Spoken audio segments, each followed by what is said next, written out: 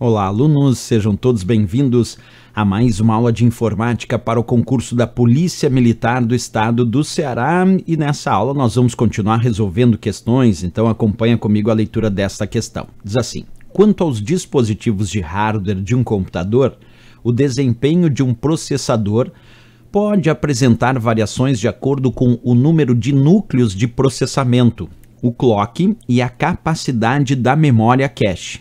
Certo ou errado? Bem, então vem comigo aqui, vamos acompanhar. Quando a gente fala das características dos processadores, é sempre bom lembrar que uma das principais características dos chamados processadores é o clock. O clock é a medida de desempenho do processador que indica a frequência de processamento, quer dizer, a quantidade de ciclos de processamento que ele pode exercer por segundo. Por exemplo, um processador de 900 MHz, ele produz 900 milhões de ciclos de processamento por segundo. Já um processador de 2.4 GHz são 2 bilhões e 400 milhões de ciclos de processamento por segundo, comparado a um processador de 3.8 GHz, que são 3 bilhões e 800 milhões de ciclos de processamento por segundo. Então, uma das características que altera bem o desempenho de processador para processador é o seu clock.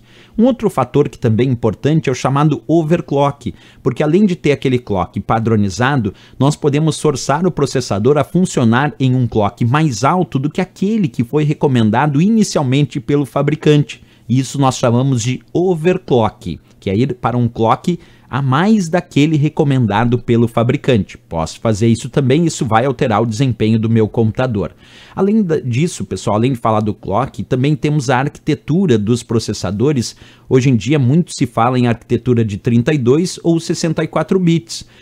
O que significa a arquitetura 32 ou 64 bits de um processador? É o conjunto de instruções que ele pode processar a cada ciclo. Então, por exemplo, se ele é de 32 bits, ele pode processar 32 bits por ciclo. E se ele é de 64 bits, ele pode processar 64 bits por ciclo.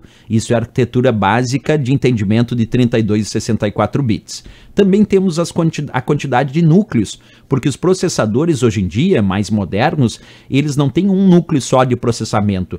Eles podem apresentar vários núcleos de processamento. E se eu tenho um processador com muitos núcleos de processamento, quer dizer que ele pode fazer multiprocessamento real para vários programas que estão em execução no meu sistema. Então eles podem ter vários núcleos de processamento. Então, outra coisa que afeta também muito o desempenho, que altera o desempenho de um processador para outro, é o que a gente chama de memória cache. Porque quando a gente fala da memória cache, a gente está falando de uma memória muito rápida que vem dentro do processador e que normalmente é medida em níveis, como L1, memória cache de nível 1, L2 de nível 2, L3 de nível 3 e L4 de nível 4. E essa memória cache, ela é responsável por melhorar o desempenho do processador, principalmente com informações que são solicitadas com muita frequência, que ficam armazenadas então nessa memória cache, e por isso essas informações são processadas de forma mais rápida pelo processador. Bem, a capacidade da memória cache é variável aí em kilobytes ou megabytes, isso depende também do nível de memória cache que está operada naquele processador. Aqui eu tenho alguns modelos de processador com os seus núcleos, com a sua memória cache, com o seu conjunto de instruções de 64 ou 32 bits, dependendo do modelo. Então a gente percebe que no mercado tem variados modelos de processadores com diferentes características de clock, de núcleo, de memória cache, de conjunto de instruções, e isso vai alterar o desempenho de processador para processador. Então, quando a questão disse quanto aos dispositivos de hardware de um computador, o desempenho de um processador ele pode apresentar variações de acordo com o número de núcleos? Pode. Pode apresentar variações de acordo com o clock também, que é a frequência, e também a capacidade da memória cache também. Então todos esses elementos podem sim fazer com que aquele processador comparado a um outro processador apresente, claro, variações de desempenho. Certíssima questão e bem interessante para a gente estudar o que altera, o que faz a variação do desempenho de cada processador disponível no mercado. Certo, pessoal? Mais uma questão resolvida então, e se gostou do nosso vídeo, não esquece, marca um gostei e também se inscreve aqui no nosso canal. Eu aguardo vocês na próxima aula. Grande abraço a todos e bons estudos!